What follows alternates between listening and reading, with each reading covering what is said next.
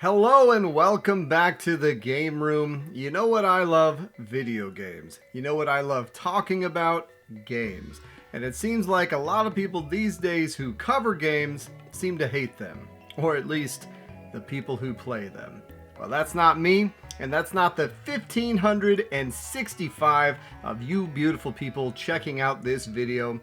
A little old business. I want to thank everyone for watching last week's video about the greatest year of gaming in my opinion, which was 1998. Now what's funny is I got a lot of views on this video, but I didn't get a lot of comments debating me. I had a few people, but for the most part no one put up much of a fight, though one person did have a year they wanted to throw up against it, which was 2004. Now immediately I thought, this year has nothing. But after looking into it a little bit, there is some solid games, and I'm thinking I might do a follow-up just comparing that year to this year, or just taking a look at that. So let me know in the comments if that sounds interesting to you guys, but that's not what you're here for today. Today we're taking a look at some more Super Nintendo games that we never got in the West. Let's check it out. There's a lot of games out there, some of which you've never even heard of. That's where I come in. My name's Luke. I've been playing games since the age of 2, and I have no life. This is my game room. The first time we did this, I focused on a lot of games that I had experience with. Almost every single one of them I covered on the channel. This time, we're going through the rest of the games I have. Now, some of these I have covered, some of these I haven't. And we're also going to be talking about all of the Super Nintendo games on the Switch online service that were also not released in the West. So I don't have physical versions of all the games, but let's start off with one of those games, which is a game called Poppin Twin B. One of the rare shooters on the console. Now it only came out, I believe, in Japan, Super Famicom. And popping it in, checking it out, I picked it up for a reason. I thought it looked like a solid game. I've heard a lot of people talk about how fun the series is, and it's an actual series. It's not just this one game. The Twin B series is really well known. I think it's based on an arcade license, which may have been in the arcades, but we never got a port of it. But it's just your standard vertical shooter, very cutesy. Some people call it a cute 'em up, which is something I don't really like using that term. I just call them shooters. But it was enjoyable to play. Pretty difficult. I couldn't get through the first stage. It took me a while to realize you had a shot that would affect the ground. So you can hit enemies above the ground, and then you can hit enemies on the ground. And I can see a lot of fun stuff coming from this format. So if you have a Switch online service, give it a playthrough. It's pretty solid, and one of those games that, yeah, it's a shame we never got it. Now, most of these games are going to be RPGs, and let's start off with one of the worst ones in my opinion, which I did cover for the channel, and that is Burning Heroes. I had a great run of playing some phenomenal RPGs when I started this channel. I played Treasure of the Rudris, Terra Enigma, Bahamut Lagoon, Live Alive, Tales of Fantasia, Star Ocean, and then I ran into a wall that was Burning Heroes.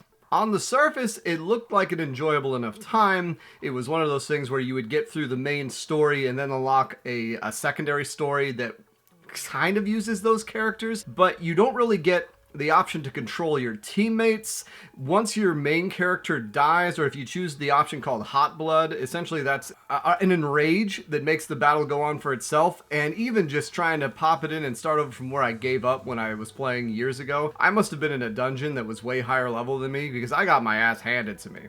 And it's not a very enjoyable game. As far as the Enix offerings go, stick to the Quintet offerings when it comes down, unless you're playing the Dragon Quest series, but still, not a very good one that I think can stay in Japan, but just had to cover it here because it is another game we didn't get, and one that not many people know about. Now, when I bought this game, what's funny enough, when I bought it from the repro site, they sent me with a copy of Burning Heroes on the ROM, even though I wanted Burning Pro Wrestling. Now, I am stupid. I thought this was a Fire Pro Wrestling game. No, this was a copycat called Burning Pro Wrestling.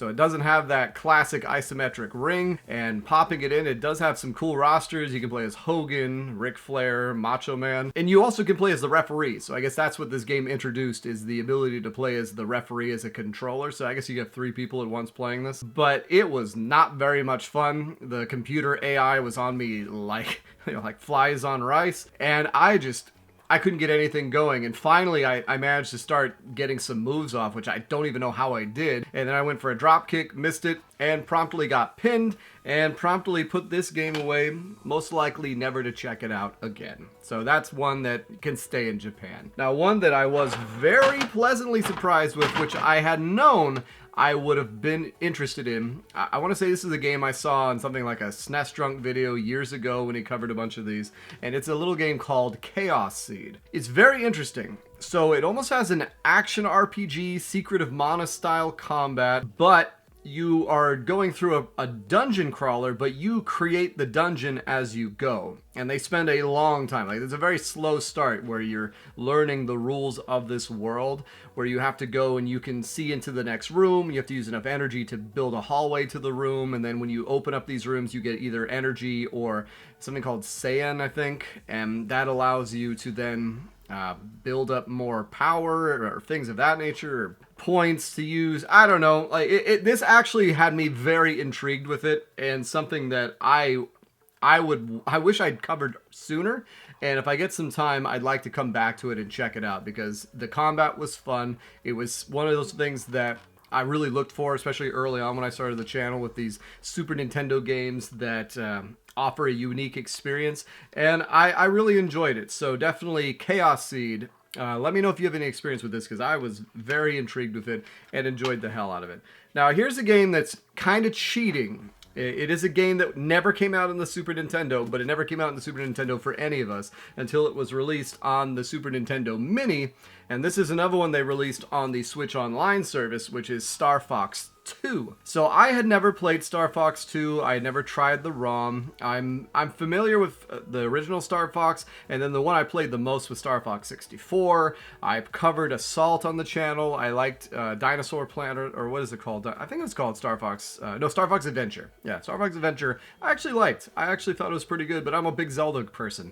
And then the one on the Wii U, I did not enjoy very much at all. As far as Star Fox 2 goes, I was not ready for the fact that it is so different. I mean, the first game is a on-rail shooter. You go from one level to the next. You can kind of choose your pathway, if I remember, unless I'm confusing the N64 one. But with this game, you have a mini-map where you go around and you can get into dogfights with missiles and protect Corneria. But then you go to the individual planets that are under attack and go into a level that way. And it introduced the new ability to, not the tank, but almost like the Strider thing where you could walk around. And after just playing it the little bit I did, I kind of get why Nintendo didn't release it.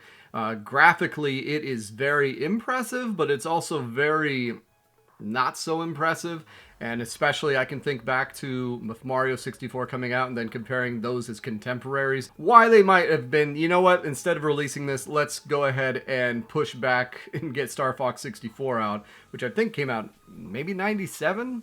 I don't think it was that much later. And just the whole format of this game, I was not really feeling. It was cool I got to play as Falco, like it lets you pick who you want, but just that mini-map, it was not what I was expecting whatsoever, which was cool. But with some of these games, I had pleasant surprises playing them. With that one, I did not. And yeah, so Star Fox 2, it's on the Switch Online. Give it a go, especially if you've never tried it, just to see how weird it is. All right, now moving into a series that I do love. I did cover this one on the channel, and that is Fire Emblem Manso no Nazo, or Mystery of the Emblem. This is the third game in the Fire Emblem series. It was the first one made for the Super Famicom. Now, I do have a repro cart of it, because like I said, that's how I first played it.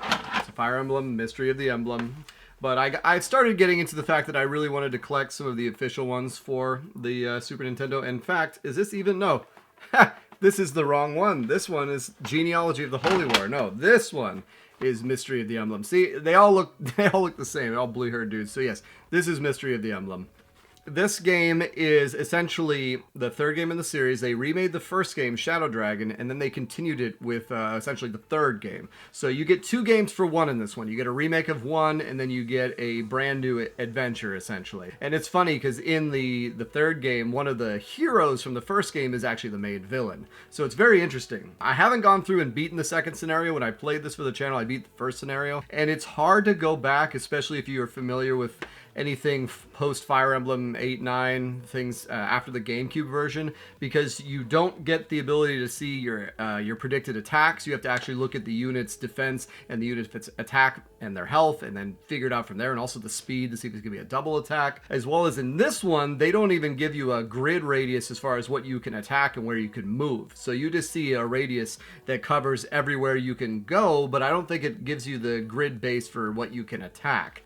Of the ones on the Super Nintendo, this one probably gets the least amount of love. You hear far more for the other two. And especially for this video, I went through and I played through a few minutes of each game. So let's jump right into the next one, which is Genealogy of the Holy War, which a lot of people consider one of the greatest Fire Emblems ever made. One of the things this has going for it is that it's a continuous map. So when you get into the map, normally in Fire Emblems, you play a level, you have a cutscene, and then you go to the next level, which is on a new map. On this one, it looks like you're in a giant contiguous world, which is a really cool concept. And from what I've heard, you control every party member in your party in every map. So of all kind of the immersions of the Fire Emblems, I'm really down with that concept. And part of the reason I haven't played this is because I wanted to make sure I gave myself an ample opportunity to appreciate it. But it was nice getting this little preview here and checking out Sigurd and the Knights, rescued a town. And this is the game that introduced the weapon triangle. So that's where the sword beats axe, axe beats pike, pike beats sword, even though I had one of my pike guys destroy an axe guy, because I think they give you some overpowered units to go against some low-level units to start the game. And it also gives you a much better UI interface. So you still don't know if you're going to do a double attack or anything like that, but it makes it a lot clearer as far as attack values, and it gives you the ability to see where you're going to move and where you can attack.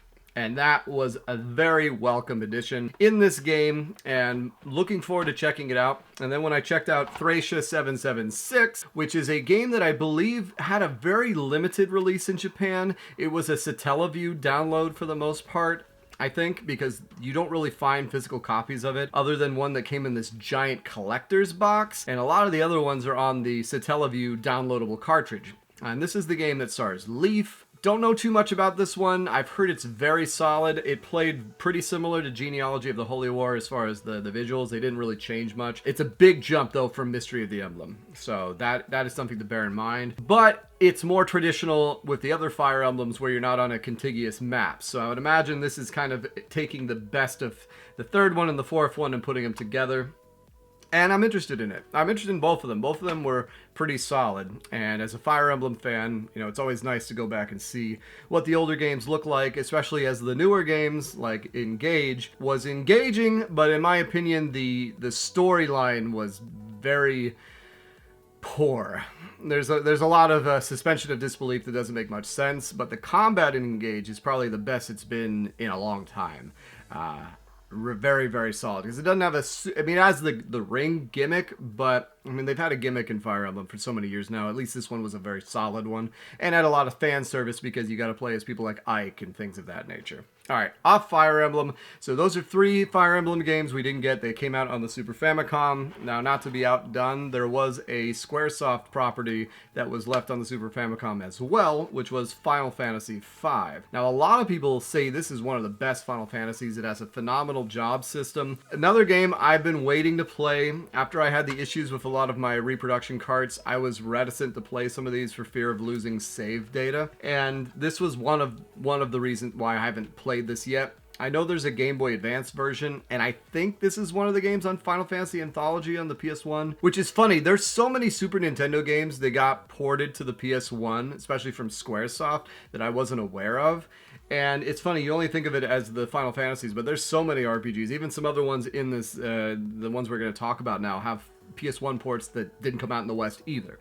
But this one did, and I think 5 came out. And everyone knows, yes, this was the one sandwiched between the 2 Super Nintendo releases, so it looks very much graphically like 4, very much graphically like a game like Live Alive. And that might be part of the reason why they didn't localize it. I'm sure Final Fantasy VI was pretty far in development and looks so much more impressive. All right, Final Fantasy VI. Which worked to some extent. I mean, 3 did very well. 6 did very well here in the West. Not as well as 7 did as far as getting it in the zeitgeist. But 5, I didn't get to any combat scenario. I just watched some of the opening. And it's one of those things where I know I'll get to it. Maybe I'll play the Final Fantasy Pixel Remaster instead of this, though. I am such a sucker for playing it on the original emulated hardware like I do on my FPGA clone system. Nice move. All right.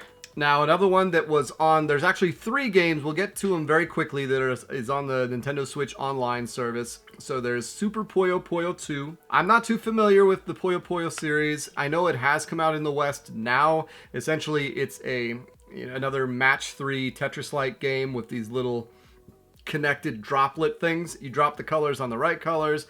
Once enough colors are touching, they vanish, and then the game continues, and so on and so forth. I'm not a huge fan of these style of games, these match 3 games or whatnot, but a lot of people like Puyo Puyo, and check it out since they don't have a Tetris on the Super Nintendo. Another one they have is called Panel de Pon, which never heard of this game before in my life. It only allows you to move, unless there's a button I didn't figure out, horizontal movements.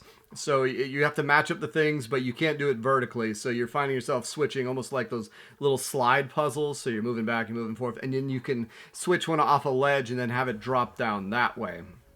Played it for a little bit.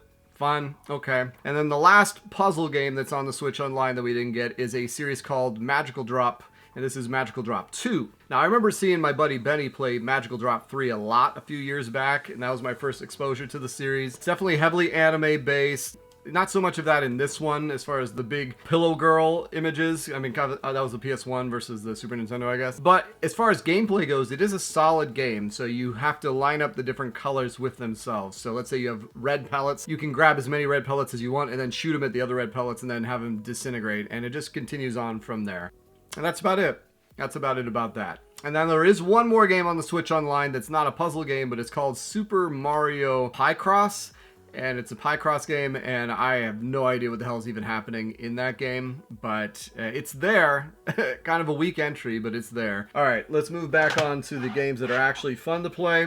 Now, here's one that is a spiritual successor, I guess, to a game called The Seventh Saga. It's made by the same people. My buddy Mora years ago requested me to play this, and it's called Mystic Arc. So I picked this up off eBay. This is the game that really broke the dam on my covering of these translated games because the memory wiped while I was in the middle of it. And then I made a very avant-garde video covering it where I didn't really review it as much as I showed myself going through the game, green screen wise, and it was fun. I enjoyed it. I've often thought about doing that style again because it was entertaining, but I didn't talk much about the game, which the game was surprisingly fun. It mixes a little bit of a point-and-click adventure, a la the way Earthbound does with menus where you can search and do things of that nature, with a standard turn-based RPG. And the worlds they have are very unique. You have a world with fighting pirate cats. There's one with bugs, and then the next one after that you go into a land of children, and the one after that you go to a land where half the land has no sound, half the land has no color. So I enjoyed playing it. I was bummed when my thing crapped out. Another game that apparently had a port to the PS1 that we never got, and then a sequel. There's a sequel to this on the PS1 as well, which was news to me.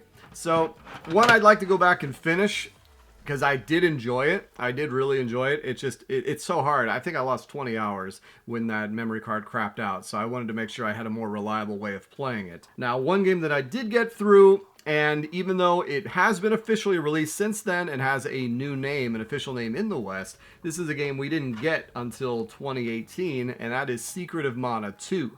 Now, this is now known as Trials of Mana, but I played it back when Secret of Mana 2 was still the chosen vernacular.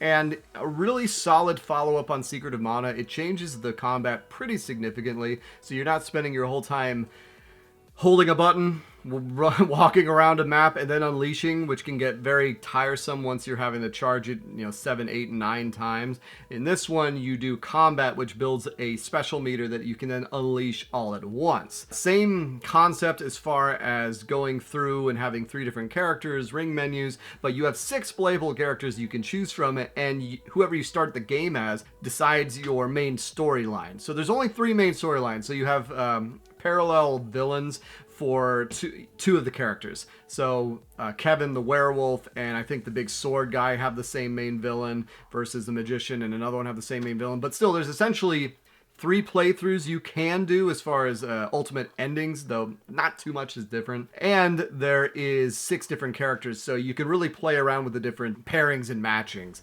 Though at the end of the day, you still want to have a strong combat person, magic person, and a healer. Although you don't have to. I mean, you can go crazy and buy a bunch of consumables, I imagine. But a very solid game. One of the best games I played early on the channel. When I first beat it, I thought I enjoyed it more than Terranigma. Since I've gotten further away from it, I think Terranigma has gotten better for me for that. But still, can't go wrong with it. And Trials of Mana, you can get it anywhere. There's a remake of it, which... I'm not crazy about the art style, but there is a remake, or you can more likely get the collection of Mana, which was released on PS4 and the Switch. I don't know if it was on Xbox, which allows you to play through the Super Nintendo original, but translated. And that'd be how I'd recommend checking it out. All right, and then next, the other game that broke the dam as far as my translated games was a game called Front Mission. Now, I bought this at Retropalooza 3 when I got Tenchi Muyo from the same guy.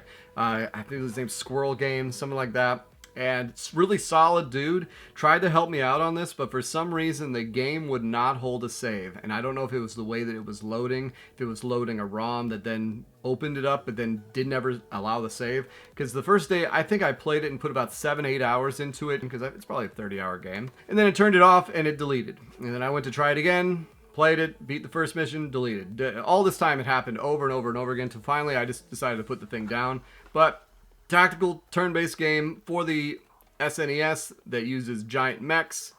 Once again, I'm not a huge mech guy, but I've been playing a lot of mech games recently, and I'm starting to get a fondness for some of it. And this was just a very interesting game, the way you could attack arms versus legs versus solar plexes, and just... I think it had permanent death as well. You could upgrade your Wanzers the way you wanted to. And there is a remake of this that came out for the Switch last year, I want to say. Though I didn't hear great things about it, and I know that they're remaking the second game and the third game coming soon. And then there was also a side game called Front Mission Gun Hazard that was almost a side scroller. They came out for the Super Nintendo as well. But Front Mission, definitely, I would recommend checking it out. The one on the Switch still probably does a decent enough job of remaking it, so I want to check that out as well. And that's what you got. Now, a game that has me very intrigued to play it, which was one of the first games I found out about when I found out about Treasure of the Rudris, was another game by Squaresoft called Treasure Hunter G. So it's another game where you play as protagonist names Red and Blue, which reminds me of Saga Frontier. Red is the tough guy, Blue is the sensitive one who spends the first part of the game crying. But it's a very unique combat system that takes place on almost a mix of a grid and a action point system a la something like XCOM or things of that nature.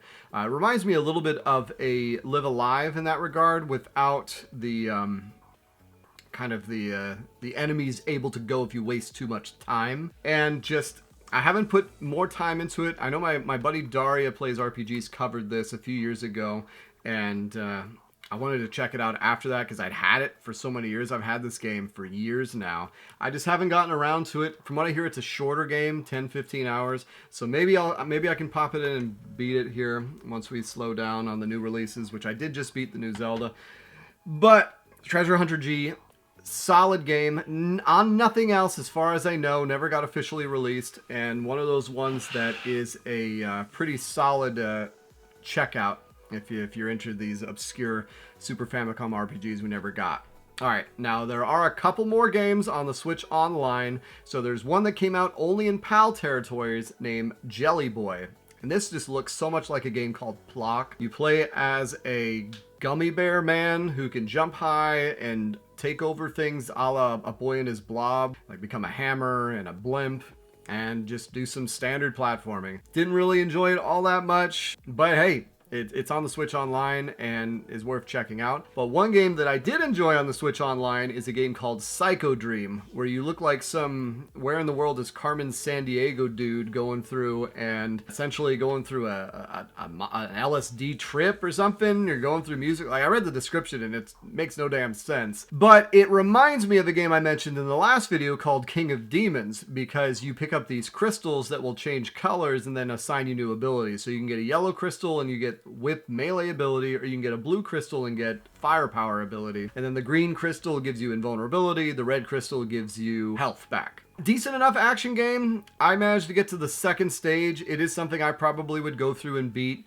Nothing spectacular, but this is the type of game that I think makes the Switch Online worth it, because this is something cool. This is something cool that we can check out and play, because they don't translate any of this stuff. Like, you'll notice all those, like some of those games, like the Mario Picross or the Pone del Pon or Puyo Puyo, it's all in Japanese still. So good luck navigating it. But at least with this game, you can pretty much figure it out on surface value and have a good time. So that's the last of the Switch Online games, but not the last of the games we're going to talk about. So we have two more.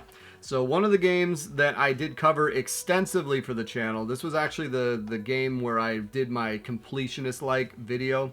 That's Tactics Ogre, Let Us Cling Together. Essentially, this is the predecessor to Final Fantasy Tactics, which, yes, I know I look like an idiot. Well, it's got tactics in the title. Of course it is.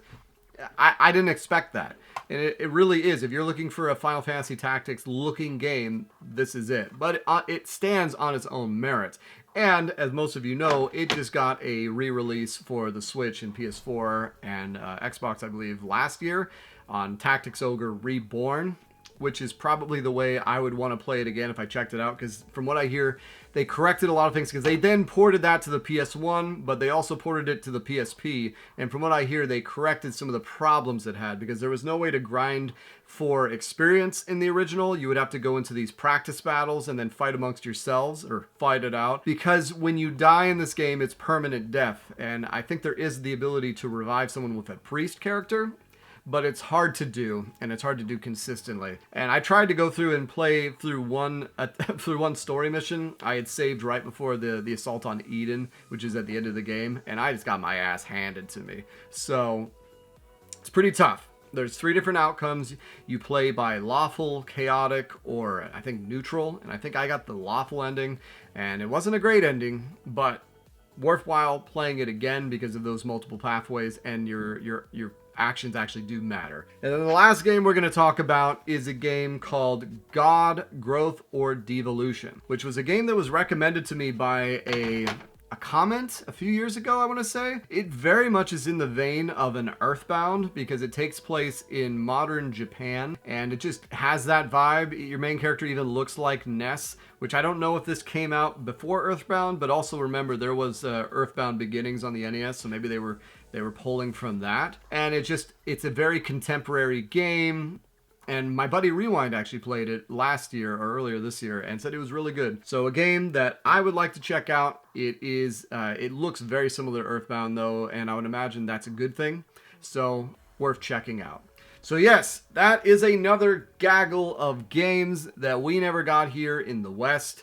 And let me know if there's any of these games that you've played, if you played any of these ones on the Switch Online, which definitely Psychodream is fun. It's not perfect. King of Demons is way better, but it's fun, and Twin B is pretty solid. Star Fox 2 is weird, and the other ones are just kind of weak in my opinion, except Magical Drop 2. Magical Drop 2 is interesting. But yes, that's what you get for this week, guys. As a reminder, I release a new video every Tuesday. It's been so nice getting a hold of you. Thank you guys so much for all the new subscribers. I just can't say it enough. I'm so very grateful to have every single one of you here. You really do make my week seeing your comments and even giving me ideas for videos. Like I said, I really do think I'm going to do a follow-up video on the greatest year, and maybe even do that as a series, talk about the different years and compare them and rank them and do all that kind of fun stuff, because we love talking games here. And I love having you guys here, and hopefully you're enjoying it as well. So hit that subscribe button, check on out, smash the like button, but more than anything, just thank you all for being here. It's been so nice getting a hold of you. Take care.